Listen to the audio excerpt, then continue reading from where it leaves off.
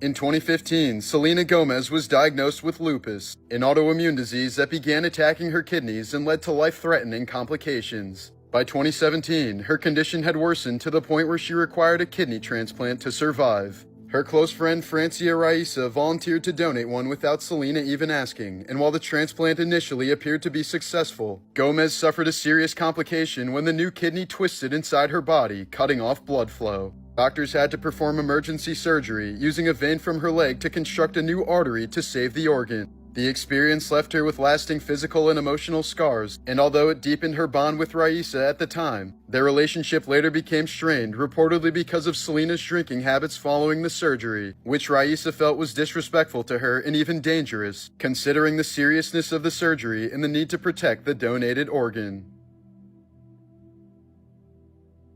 Morbid Facts, Part 507. Martha Stewart once dated Anthony Hopkins but broke it off with him after watching The Silence of the Lambs. She says she couldn't separate Hopkins from his cannibalistic character Hannibal Lecter.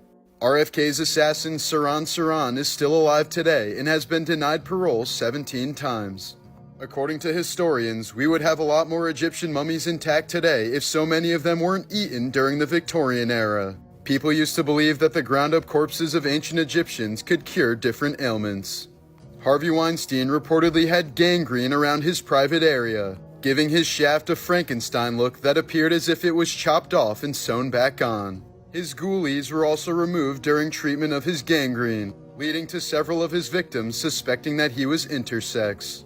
When Roman Emperor Commodus was in power, he had his men gather all the dwarves and disabled people they could find around the city. They were brought to the Colosseum, where each of them was given a meat cleaver and forced to fight to the death. Morbid Facts, Part 427. In 1998, SNL star and renowned voice actor Phil Hartman was shockingly killed in his sleep by his wife Brynn. She then showed her friend the body, locked herself in a bathroom, and turned the gun on herself. Futurama's Philip J. Fry was named in honor of Phil Hartman, who was supposed to be the voice of Zapp Brannigan before he died. About 50% of panda births result in twins, but panda moms always focus on raising their strongest cub while letting the other ones starve to death. Therefore, zookeepers have to switch the cubs every few hours to trick the mom into caring for both. In 2019, a horrific bungee cord accident caused this Taiwanese man's iris to completely collapse.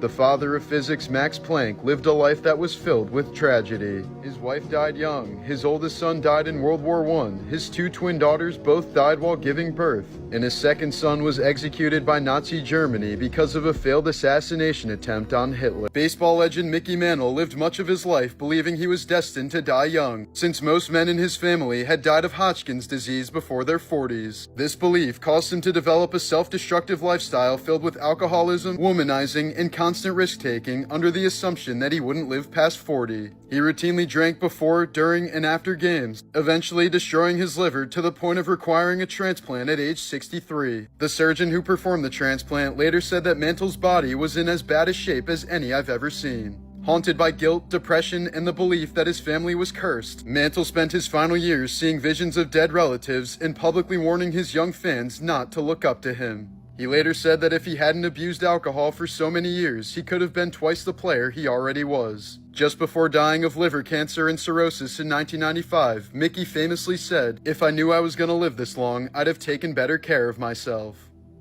Morbid Facts, Part 635. In February of 1978, 23-year-old college student Stephen Kubacki totally vanished while cross-country skiing near Lake Michigan. His skis, poles, and backpack were found near the lake, and his footprints led onto the ice before abruptly ending, leading authorities to believe he had fallen through and drowned. But 15 months later, in May of 1979, Kubacki reappeared in Pittsfield, Massachusetts, approximately 700 miles away from where he vanished. He claimed to have no memory of the intervening time, stating he woke up in a field wearing unfamiliar clothes and carrying a backpack with maps and other items he didn't recognize. Kubacki never spoke publicly again, and the bizarre case remains unsolved. In 1559, King Henry II of France held a grand jousting tournament to celebrate his daughter's marriage, despite ominous warnings, including a prophecy that he would be pierced through the eye. During the friendly match, a lance splintered on impact, driving a wooden shard through Henry's eye and deep into his brain. Though initially conscious, he soon suffered excruciating pain, seizures, and neurological decline over 10 agonizing days before dying. His gruesome death shocked all of Europe and led to the downfall of jousting in France. This woman went to the absolute extreme just to cheat on her husband.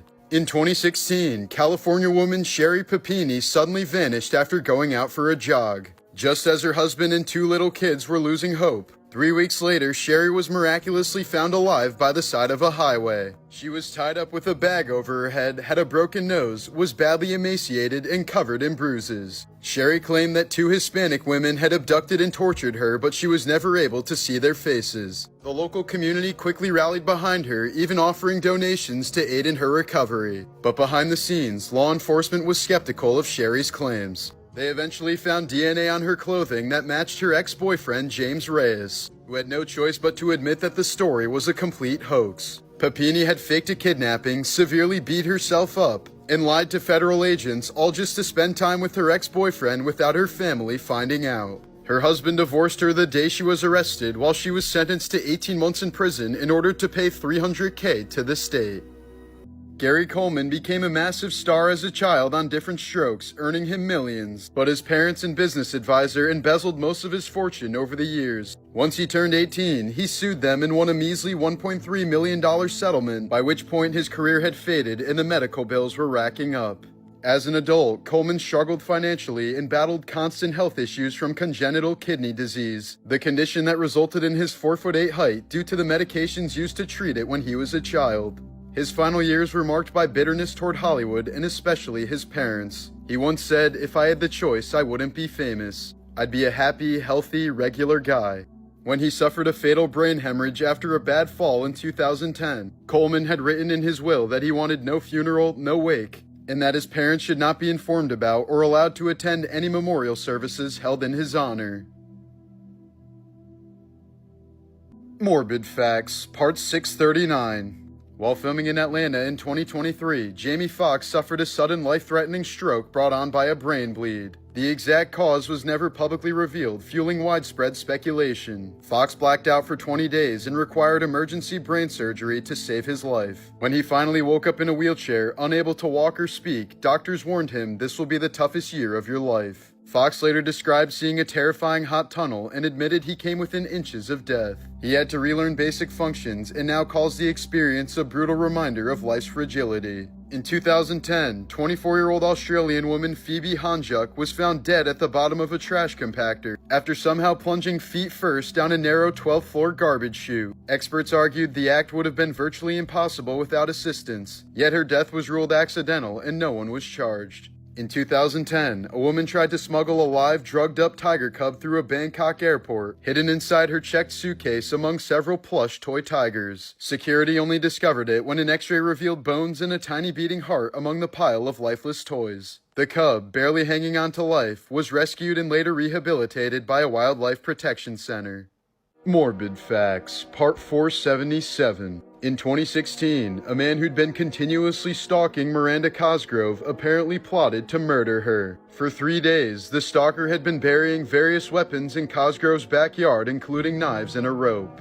One day, he spent hours pacing around the area and eventually shot at a woman who looked like the iCarly actress. The man then performed self-immolation before turning the gun on himself right in Cosgrove's yard. Miranda has stated that she still lives in the same house but refuses to stay there alone ever since that traumatic incident. Earlier this year, inmates at a Miami prison managed to birth a child without ever even meeting each other face to face. 23-year-old Joanne DePaz and 29-year-old Daisy Link, both imprisoned for separate murder charges, started talking to each other through the air vents before falling in love and eventually wanting kids. Using a makeshift line made out of bedding, they passed Joanne's erectoplasm through the vents, while Daisy used a yeast infection applicator to inseminate herself. Against all odds, the plan worked, and the baby was born healthy. The pair are now in different prisons, while Joanne's mother is raising their baby girl. While filming The Wolf of Wall Street, Martin Scorsese originally planned for Margot Robbie's character Naomi to wear a robe during a seduction scene. But Margot insisted on performing the scene naked, arguing that it was more authentic to Naomi's character. She later explained that her body is the only form of currency in this world, and felt the nudity was essential to conveying that dynamic. Scorsese didn't argue with her decision, recognizing that it served to the story. King Tut is the only mummy from ancient Egypt known to have been purposely mummified with an erection, which was accidentally broken off soon after his mummy was discovered. If you had to take a dump back in ancient Rome, forget about privacy. Public latrines contained toilets that were lined side by side with no dividers, as these bathrooms were often social hubs where people would gossip while doing their business. Some latrines could seat over a dozen people at a time, elbow to elbow, making communal defecation a totally normal and accepted part of daily Roman life. Once they were done dropping some cargo, they also had to wipe themselves with a sponge on a stick that everyone shared. Dirty Facts About History That They'll Never Teach You in School, Part 27. In July of 1991, Paul Reubens, famous for playing Pee Wee Herman, was arrested in Florida after undercover detectives caught him masturbating inside of an adult movie theater during a sting operation. The scandal caused public outrage as his hit children's show was pulled off the air and Pee Wee merchandise was yanked from stores. But just months later, Reubens made a bold surprise appearance in character at the 1991 MTV Video Music Awards, where he received a standing ovation before cheekily asking the audience, "Heard any good jokes lately?" The moment became iconic, helping to restore his public image despite the silly controversy. In ancient Greece, men had to go to the gym completely naked. These spaces were exclusively for men, and exercising in the nude was meant to promote the appreciation of the male physique as a tribute to the gods. Back in the 1940s, Walt Disney Studios had an exclusive men's-only lounge called the Penthouse Club reserved for their top animators. Tucked away on the rooftop, it featured a private patio where many of the artists enjoyed sunbathing in the nude. But the tradition came to an awkward halt when word got out that nuns from a neighboring hospital had been peeking at them. Dirty Facts About History That They'll Never Teach You in School, Part 14. In 1999, police were called to Matthew McConaughey's Texas home after his neighbor reported loud music and disturbances. When they arrived, ossifers found the actor playing the bongos while blazed out of his skull and completely naked. He was arrested for possession of marijuana. Many historians believe that the crotch part of medieval armor was enlarged not to make the knight's junk look bigger, but to prevent the pain caused by syphilis when their genitals rubbed against the metal. During the Cold War, the CIA highly considered using condoms as a weapon against Russia. They wanted to drop extra-large condoms that were labeled small on Soviet territory to lower their morale, but the plan was eventually scrapped.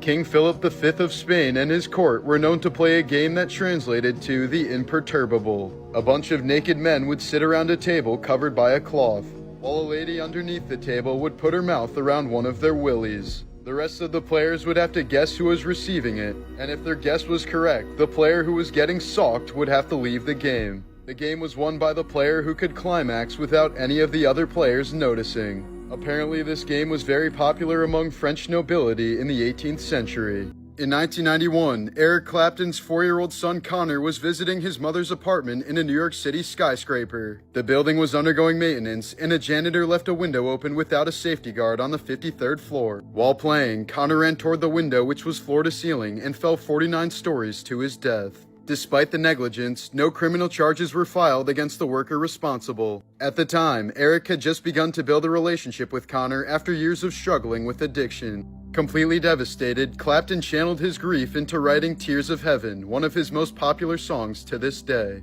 In 2018, a man was riding an escalator in a New York City subway station when his oversized sweatshirt suddenly became caught in the machinery. As the escalator continued moving, the fabric began to tighten around his neck. By the time help had reached him, he'd already been strangled to death by his own clothing. In 2018, Brad Lewis leaped from a 13-foot-high balcony to grab his 2-year-old son who had fallen while chasing a toy. Lewis cradled the boy midair, taking the full impact on solid concrete. He suffered a fractured skull, brain injuries, and a broken vertebrae, while his son survived with only minor injuries. Morbid Facts, Part 571. In 2016, Star Trek actor Anton Yelchin died in a freak accident at the young age of 27. After pulling into his driveway in his Jeep Grand Cherokee, Yelchin went to check his locked gate for mail when the car suddenly rolled back down the driveway and pinned him against a pillar connected to the gate. It's unknown how long it took for the actor to pass, but he was found dead by friends hours after he failed to arrive at rehearsal, and the official cause of death was blunt traumatic asphyxia. Yelkin's particular car model had a known design flaw that confused drivers about whether it was properly in park, and was later recalled due to faulty gear shifters. If you think you have high cholesterol, this guy will make you feel a lot better, or should I say, a lot butter. A Florida man in his 40s followed an extreme carnivore diet for 8 months, consuming nothing but beef, butter, and cheese. He often ate entire sticks of butter and several pounds of cheese each day, causing his total cholesterol to skyrocket to over 1,000 milligrams per deciliter, while anything over 200 is considered high. As a result, he developed painless yellow cholesterol nodules on his palms, elbows, and the soles of his feet. Despite this, the patient said he felt great following the diet and was able to lose weight while significantly improving his energy levels and mental clarity. With Casey Anthony now on TikTok, let's recap why she's so awful. In July of 2008, Cindy Anthony reported her 2-year-old granddaughter Kaylee missing, claiming she hadn't seen her in more than a month. The toddler's mother, Casey, had told various lies about Kaylee's whereabouts, before eventually admitting that she hadn't seen her daughter for weeks, during which time she'd been out partying. 5 months later, Kaylee's remains were found near the Anthony home with duct tape around the skull, and Casey was charged with first-degree murder. During her trial, prosecutors alleged that Casey wished to free herself from parental responsibilities and killed her daughter by drugging her and duct taping her nose and mouth. The defense otherwise argued that Casey simply suffered from pathological lying and that Kaylee's death was accidental. To the disbelief of millions across the country, Casey was soon acquitted of the murder charge, but found guilty on providing false information to law enforcement. She was released after serving just 3 years in prison and remains free to this day. It's worth noting that years after her trial, it was revealed that the day before her daughter died, Casey Anthony had searched foolproof suffocation methods on Mozilla Firefox. But police overlooked this crucial evidence because they only checked her search history from Internet Explorer. In the past year, Casey has reportedly been having an affair with a father of 2, ruining his marriage of 20-plus years. Upon being confronted about the home wrecking, Casey reportedly responded, "I'm living the life I want." In 2021, YouTuber Jordan Cheyenne uploaded a video titled "We Are Heartbroken" about she and her son's puppy being diagnosed with parvovirus, a highly contagious and potentially fatal disease. But the video quickly went viral for the wrong reason. She forgot to cut out a disturbing moment where she forcefully tells her visibly upset son to cry for the thumbnail. So, if you could pray for us, we appreciate it. I love you guys. Bye.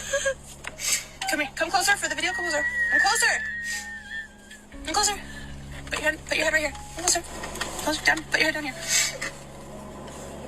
Act like you're crying. Really quick. I am crying. Go like this. No, Mom, I'm actually seriously crying. No, I know, but go like this for the video. Go like this. Put one hand up. Go like this. No, go like this. Put your hand like this. But let them see your mouth. Let them see your mouth. No, Mom, I'm actually crying. Look at me. Look at me. Look at me. Look at me. Look at me. I'm actually crying. I know. Look at me. Look at me. Look at the camera. Look at the camera.